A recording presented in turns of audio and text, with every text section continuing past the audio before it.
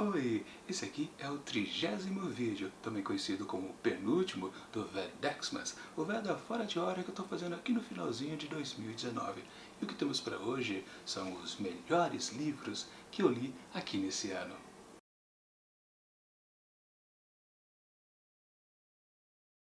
Bom pessoal, esse vídeo aqui faz parte da série Melhores e Piores do ano de 2019 e que começou há 4 dias atrás com um vídeo que eu gosto muito de fazer todos os finais de ano, que é aquele tipo meia culpa, onde eu admito sem vergonha na cara todos os livros que eu pretendia ler ao longo dos meses e acabei não cumprindo as metas, os objetivos, as promessas das famosas listas de leitura.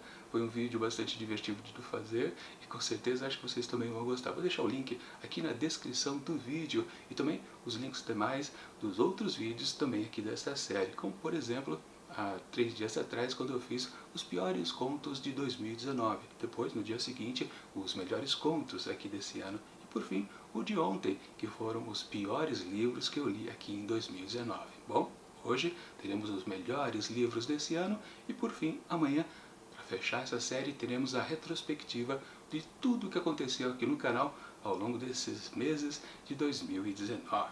Bom, vamos então ao vídeo de hoje, que é o complemento do de ontem. Foram os piores livros e agora os melhores. Lá no vídeo de ontem eu comentei que nós temos um universo aqui de 24 livros para serem analisados. Sim, é pouca coisa que eu acabei lendo nesse ano, por isso que o vídeo de flopados é muito importante para vocês entenderem porque eu li pouco, mas enfim, 24 livros que eu li e estamos abrangendo romances, contos e quadrinhos. Então vou apontar aqui nesse vídeo 5 livros que eu considerei as melhores leituras. Na verdade vai ser até 6, mas daqui a pouco vocês entendem o motivo. Para a maioria deles eu apontei como 5 avaliação, 5 asteriscos, que é a minha nota máxima. Exceto essa duplinha que eu vou mostrar logo em seguida, que ficou com 4,5 asteriscos. Ou seja, foram as pontuações máximas entre esses 24 títulos que eu li aqui nesse ano. E ali no miolo ficaram apenas as notas de 4 asteriscos, e no vídeo de ontem apareceu os asteriscos mais baixos. Enfim, dá uma conferida lá no vídeo de ontem, porque o que vale agora são os melhores livros que eu li aqui nesse ano. Vamos lá. Bom, a quinta posição que eu aponto como um dos melhores aqui do ano de 2019, na verdade, temos um empate. São 2 livros. Eu fiquei na dúvida, quando eu fui fazer a avaliação, pegar minha listinha, né, do que eu fui atribuindo notas ao longo dos meses, eu acabei descobrindo que não tinha tanto livro de nota 5 asterisco para poder usar aqui nesse listão de melhores.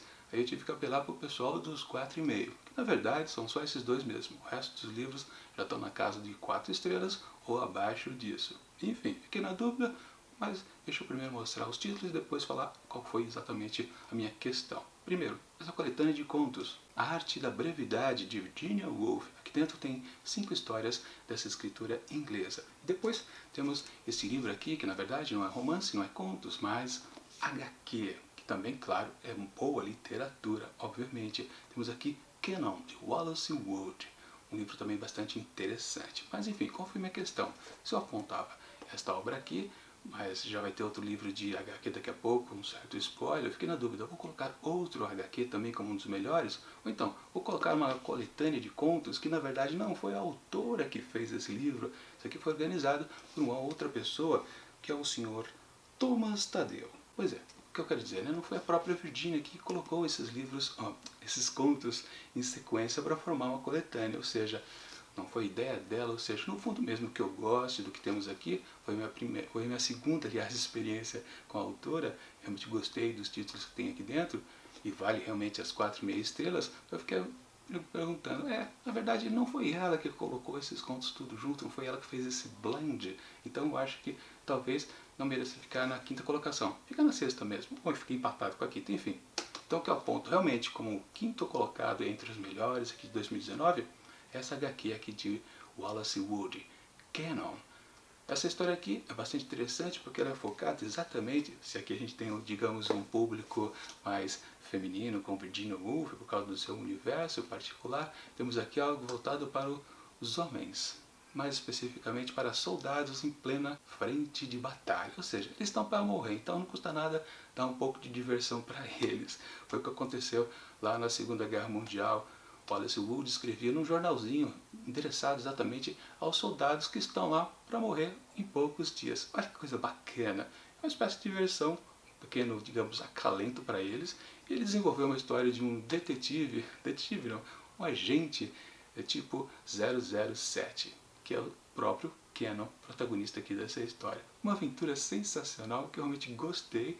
Tem um gênero, claro, completamente apoiado no que é o 007, que a gente conhece muito bem, aqueles exageros completos, mas numa história muito bacana. E porque isso aqui é voltado para homens lá em estado de guerra, com certeza não tem censura aqui. Tem muitos peitinhos, por exemplo. Mas é o máximo de nudez também que aparece por aqui. Ainda tem um certo moralismo, né?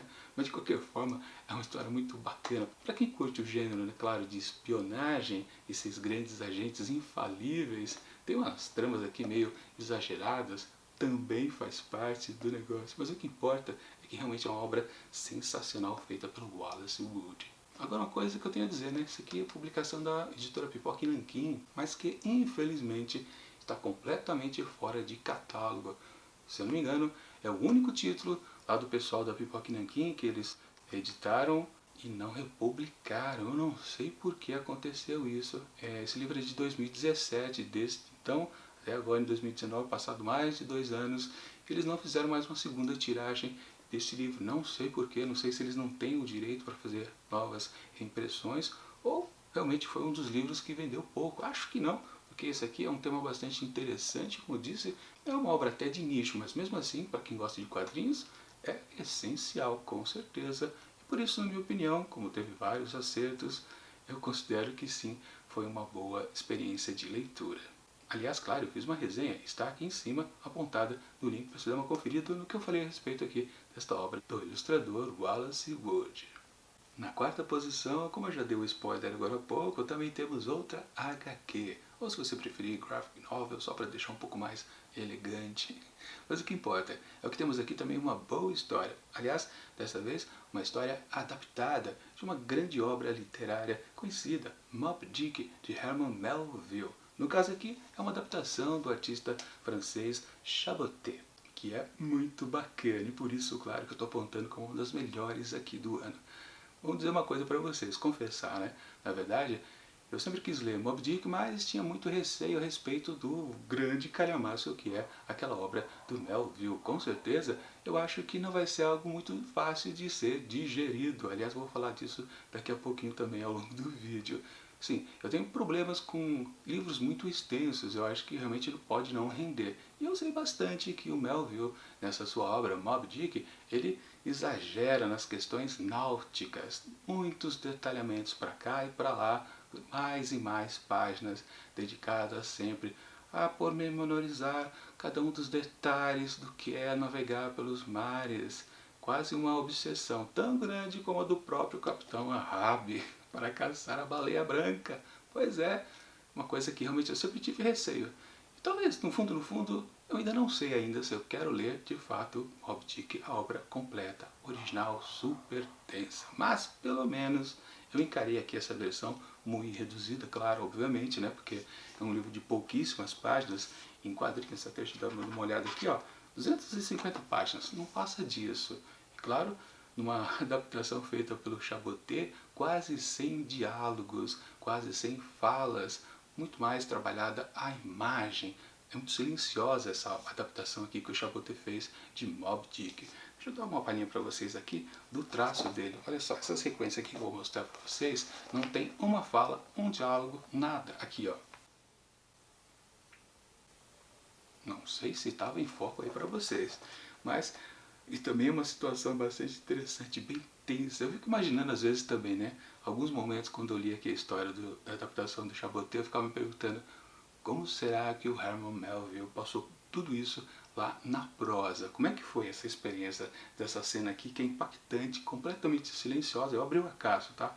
Sem querer coloquei numa boa cena. Mas tem outros momentos aqui, ó, completamente sem nenhum diálogo.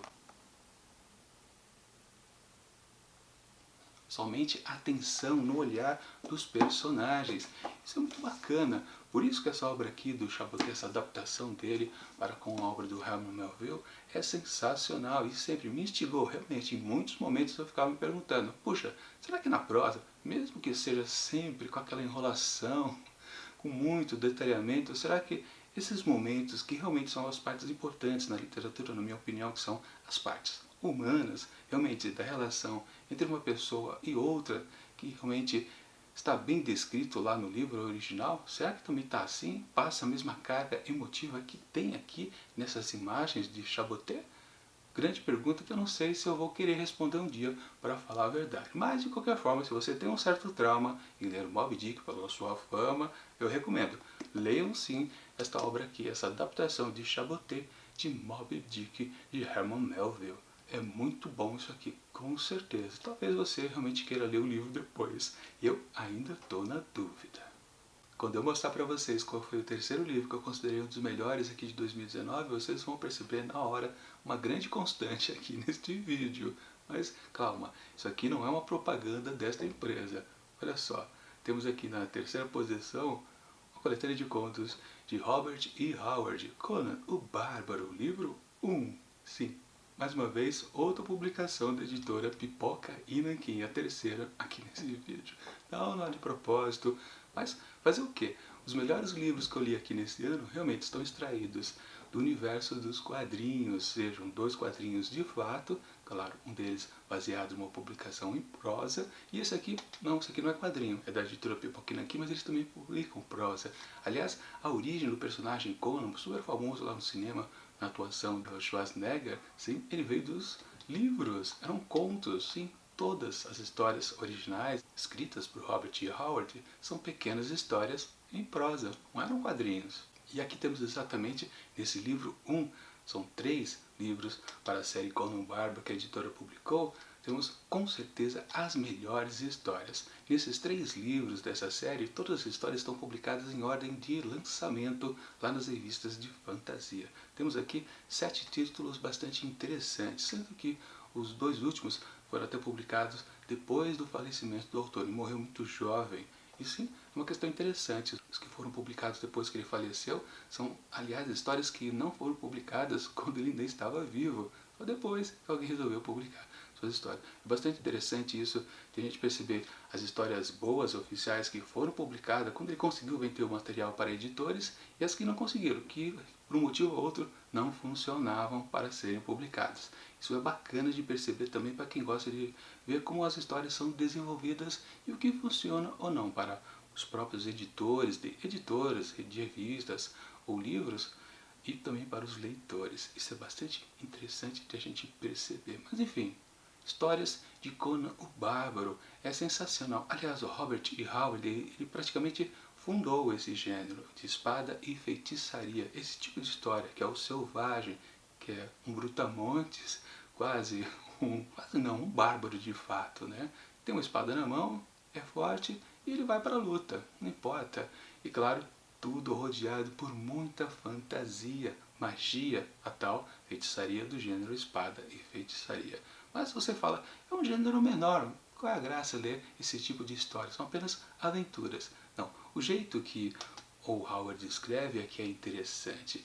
Ele não faz histórias fracas, tanto que muita gente copiou o seu estilo com outros personagens, mas dentro do gênero espada e feitiçaria, e praticamente quando você lê a história de outros, você percebe que tipo, não tem a pegada que Howard tinha lá nos anos 1930. Pois é, lá há muito tempo ele criou um estilo e realmente ele tinha pegada muito forte na construção das suas histórias. Praticamente de uma história para outra você percebe uma evolução tanto do próprio personagem Conan como no jeito de narrar. Ou melhor dizendo, ele não comete a mesmice de uma história para outra, coisa que a gente vê em muitos escritores por aí. Eu que gosto de ver muitos livros de contos aqui no Matar de Livros, por causa do grande projeto Contos do Meio-Dia, eu percebo isso fácil, como às vezes dentro de uma coletânea o autor oferece pra gente umas 10 histórias mais ou menos.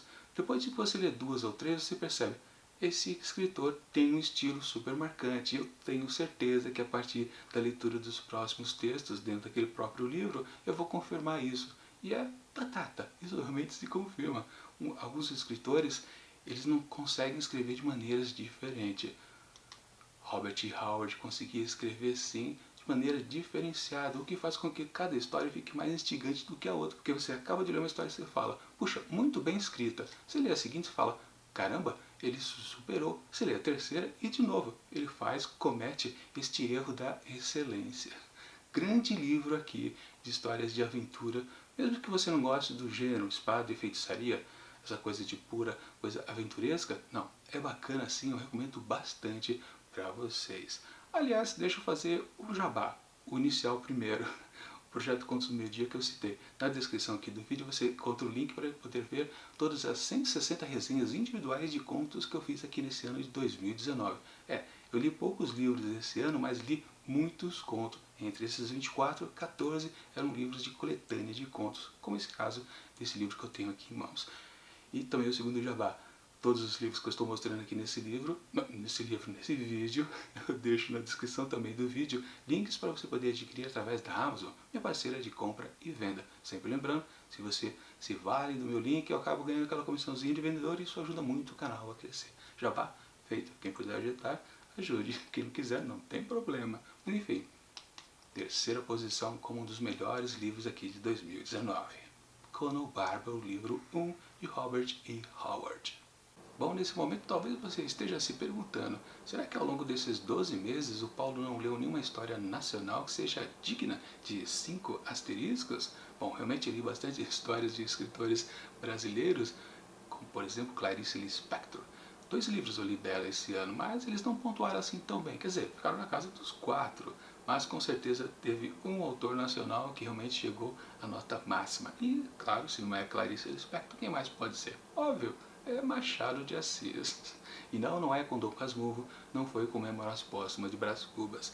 Eu li um livro da sua fase ainda romântica. Na verdade, o último livro dessa fase, já transitando para a segunda fase, a mais marcante do seu realismo, foi Yaya Garcia, um livro sensacional que está aqui dentro desse volume.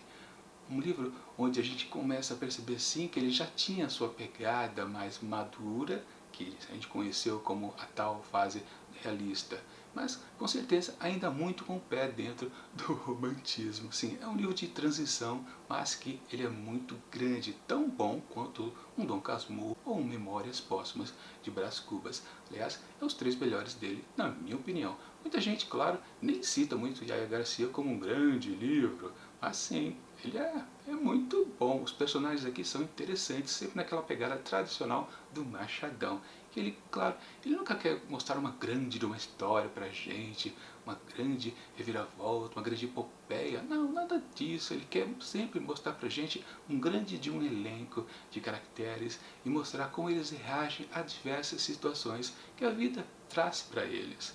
Nada mais do que isso. Sempre Machado de Assis é muito mais interessante nas entrelinhas. Ele sempre diz sem dizer pra gente, principalmente seus personagens, né? Talvez eles nunca sejam sinceros de fato. E essa coisa de não ser exatamente a verdade que a gente percebe ali nos atos deles, a gente só acaba sentindo de fato quando a gente lê um texto, relê e mais de uma outra vez. Porque no fundo os personagens do Machado são densos, o tempo todo são dessa maneira fortes, eles não são superficiais de maneira alguma. A gente pode, claro, muito encontrar, por exemplo, em escritores lá da fase do romantismo. Mesmo Machado estando inserido nesse contexto, ele já apresentava personagens densos, fortes e marcantes. Aí você pode até me perguntar, como é que é a história aqui desse livro? Yaya Garcia, a protagonista Lina Garcia. Yaya é um apelido, né? Bom, qual que é a história? Pra falar a verdade, eu não me lembro. O que importa que a história é bastante interessante no que ela é, que o Machado propõe pra gente analisar esses personagens. Claro, tem uma cena muito marcante que eu gosto bastante aqui do livro, que é da Lina Garcia, a Yaya Garcia, quando ela amadurece. Sim, a personagem ela não começa importante no começo do livro e você até percebe, peraí, ela realmente é a protagonista dessa sua própria história, ou pelo menos titulada no livro, né? Yaya Garcia? Sim e não. Há uma outra personagem muito interessante aqui dentro que realmente eu considero como a verdadeira protagonista. Mas isso é uma questão para vocês verem numa série de vídeos que eu fiz a respeito, claro, de Yaya Garcia, porque o livro do Machadão participou lá do grande projeto Lendo Machado de Assis, onde eu fiz uma leitura comentada de todos os capítulos de cada um dos 9 livros que ele publicou na sua carreira, os livros de romance. Então, eu vou deixar a playlist aqui em cima do primeiro vídeo que eu fiz a respeito de Yaya Garcia. Eu gerei 3 vídeos abrangendo todos os capítulos. Depois também fiz uma resenha individual de Yaya Garcia. Vou deixar o link aqui em seguida também para vocês darem uma conferida do que eu gostei ou desgostei aqui de Yaya Garcia. Bom, desgostei pouco, eu considerei, claro, 5 asteriscos, nota máxima, quer dizer que realmente para mim foi um livro sensacional, imperdível. Eu recomendo mais que Yaya Garcia, o último livro da fase romântica, do que todos os da fase realista. Para vocês que possam considerar que o Machado só foi bom, realmente excelente na sua fase do realismo. Não, não é verdade. Depois que ele passa para Quincas Bobas, ao Jacó e Memorial de Ares, temos dúvida a respeito disso. Sim, são livros também de alta qualidade, mas eu acho que Yaya ainda supera todos esses 3 que eu citei aqui para vocês. A tríade perfeita do Machadão é Yaya Garcia, depois Memórias Póstumas de Brás Cubas e depois pulando para Dom Casmurro. É a trinca perfeita que ele escreveu, na minha opinião. Não sei se vocês concordam comigo, podem até colocar aqui nos comentários do vídeo se realmente Yaya Garcia tem algum valor. Eu acho que tem. Vamos discutir a respeito disso, com certeza. Mas de qualquer forma, é o segundo melhor livro que eu li aqui em 2019. Eu não tenho dúvida disso.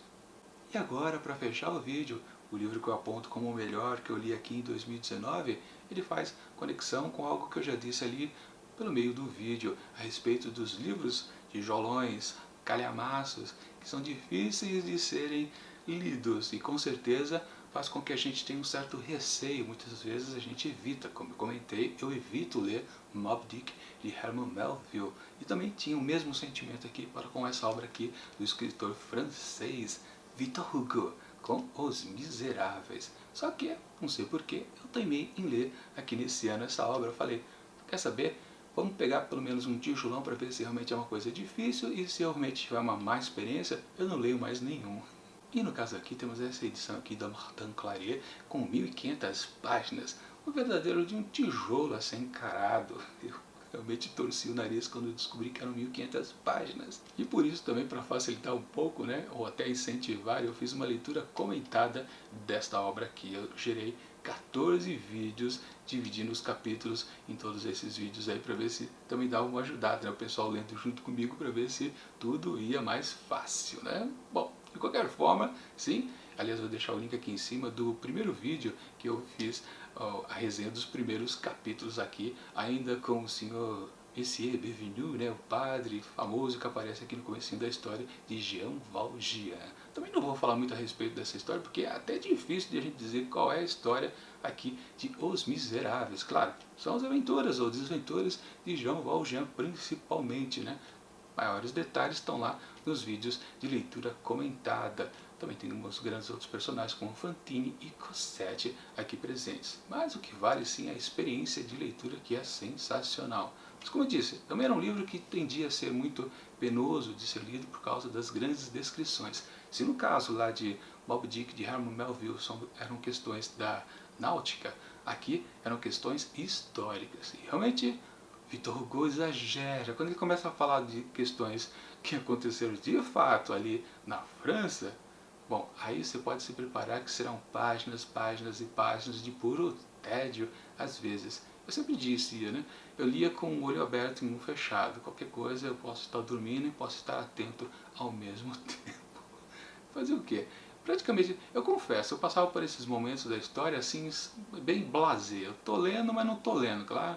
Tô olhando a paisagem assim, bem superficialmente. De verdade, não vale prestar atenção em tudo que é descrito, exceto no momento que aí eu realmente posso dizer que eu curti quando chegou esse momento histórico. Foi naquela época da Batalha de Waterloo, aquela onde Napoleão Bonaparte perdeu a guerra, perdeu a fama e perdeu tudo o que ele possuía. E por que eu gostei? Porque exatamente era um evento histórico que eu sempre fui curioso a minha vida inteira, mas eu nunca fui atrás de detalhes, eu nunca li um livro específico sobre o Waterloo, ou fiz uma pesquisa simples, sei lá, eu não sabia dizer exatamente o que é o Waterloo, como que Napoleão perdeu a guerra lá, por quê, por quais as circunstâncias. Bom, eu acabei descobrindo quando eu cheguei aqui nesse ponto de Os Miseráveis, sim, aquelas coisas do mesmo jeito que poderiam ser tediosas em outros instantes, aqui em Waterloo foi para mim super útil. Eu quis saber todos os detalhes de como Napoleão perdeu aquela guerra.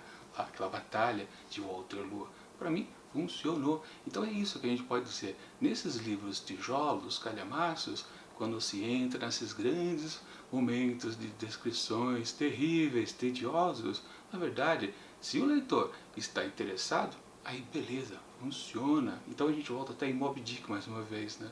Sim, aquelas questões náuticas eu não estou interessado. Mesmo que, por exemplo, eu gosto de histórias no mar, principalmente de pirataria, como é o caso, por exemplo, de outro livro que a gente viu aqui, Conan o Bárbaro. Em alguns contos ali do livro, ele atua como pirata, então aí eu gosto de ler essas histórias. Por exemplo, se Moby Dick fosse uma história de pirataria, talvez questões náuticas super detalhadas fossem interessantes de serem lidas, porque você tem uma motivação a mais por ali. Mas como Moby Dick não é sobre pirataria, é sobre caça, não funciona essa parte náutica, pelo menos para mim. Mas no geral, é como eu disse, algum leitor pode se interessar por outros elementos aqui de Os Miseráveis, porque entra em questões que ele está interessado em ler. Se bem que eu acho difícil, viu? Mas tudo bem, vai. O que importa é realmente isso. Se a gente está em interesse, a gente lê com prazer. Se não, a gente lê com um olho aberto e outro fechado. Sempre assim. Mas enfim, Os Miseráveis de Victor Hugo, uma grande obra, super acessível, por mais que não possa parecer, é fácil de ser lida. O estilo narrativo do Victor Hugo agrada a muitos leitores e até enfeitiça, podemos dizer, realmente, e principalmente os grandes personagens que ele coloca aqui, com certeza todo mundo sai gostando de qualquer um desses que eu já citei anteriormente. Fácil, fácil. Por isso que Os Miseráveis se tornou rapidamente o melhor livro que eu li aqui nesse ano. Enquanto eu já estava lendo, eu já curtia a leitura, com ressalvas, é claro. Um dia eu vou dizer mais detalhes lá na minha análise individual, resenha, vídeo resenha do livro. Por enquanto, só fica a leitura comentada. Como eu disse, tem um link aí em cima para você conferir todos os 14 vídeos que eu fiz a respeito aqui dessa obra. Cansou? Cheirou um estresse enorme, uma ressaca literária, mas tudo bem, eu falo disso também lá no vídeo de flopadas aqui do ano. Enfim, primeiro livro melhor lido aqui em 2019, Os Miseráveis, de Victor Hugo. E é isso, esse é o apanhado de 2019, os melhores livros que eu li aqui nesse ano. Gostei de praticamente tudo e atribuí, claro, 5 asteriscos, mesmo que em alguns momentos eu teve maus momentos, porque isso na verdade não é problema. A gente não precisa gostar 100% de uma obra para considerar ela como uma obra-prima, por exemplo. Na verdade, a gente tem que desgostar um pouco também para gostar mais de outros momentos super interessantes para a gente. Enfim, esses são os 5 livros que eu mais gostei aqui de 2019. Vou baixar porque tá pesado para burro, principalmente essas 1.500 páginas aqui dos Miseráveis, mas enfim. Estamos acabando aqui com a sessão Melhores e Melhores, Piores e Melhores aqui de 2019. Amanhã o último vídeo, a retrospectiva geral aqui do Imantado de Livros. Esse ano super interessante, o canal cresceu também um pouquinho. Bom, eu falo mais amanhã. Portanto, enquanto o próximo vídeo não chega, eu deixo aqui do lado dicas de outros vídeos que já aconteceram aqui dentro do Vertex. Mas esse vai dar fora de hora que eu estou fazendo aqui no finalzinho do ano. E tchau! E já vai um feliz ano novo para vocês, caso a gente não se veja amanhã, depois de amanhã, vocês voltam, com certeza. Tchau.